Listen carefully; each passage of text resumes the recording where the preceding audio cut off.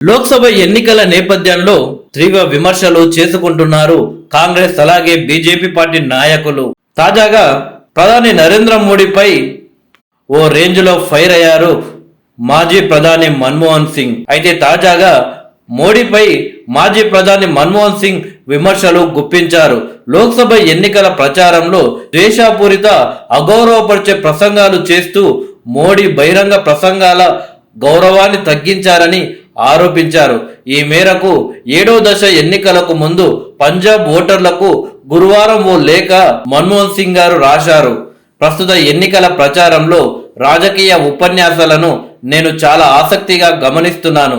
మోడీ అత్యంత దుర్మార్గపు విద్వేషపూరిత ప్రసంగాలు చేస్తున్నారు. అవి సమాజాన్ని విభజించే స్వభావాన్ని కలిగి ఉన్నాయి. బహిరంగ ప్రసంగాల గౌరవాన్ని తగ్గించేలా ఉన్నాయి. తద్వారా పిఎంఓ స్థాయి కూడా తగ్గింది. గతంలో ఏ ప్రధాని కూడా నిర్దిష్ట వర్గాన్ని లక్ష్యంగా చేసుకునే ఇలాంటి ద్వేషపూరిత వ్యాఖ్యలు చేయలేదు అని తెలిపారు. నేను నా జీవితంలో ఎప్పుడు ఒక సమాజాన్ని వేరు చేయలేదు. అది బీజేపీకి మాత్రమే కాపీరైట్ అని వెల్లడించారు. అగ్నిపథ్ స్కీమ్ పై స్పందించిన మన్మోహన్ సింగ్ దేశభక్తి, ధైర్య సాహసాలు, సేవకు విలువ 4 ఏళ్లు మాత్రమేనని బీజేపీ భావిస్తుంది.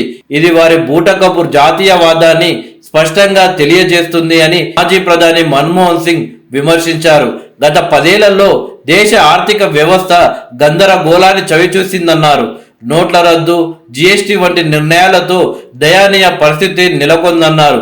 అందుకే ప్రేమ, శాంతి, సౌభ్రాతృత్వం, సామరస్యానికి అవకాశం ఇవ్వాలి అని, అభివృద్ధి, సమ్మిళిత ప్రగతికి ఓటేయాలి అని పంజాబ్ ఓటర్లకు మాజీ ప్రధాని విజ్ఞప్తి చేశారు. చూడాలి మరి మాజీ ప్రధాని మన్మోహన్ సింగ్ గారు నరేంద్ర మోడీపై చేసిన వ్యాఖ్యలకు బీజేపీ ఏ విధంగా కౌంటర్ ఇస్తుందో.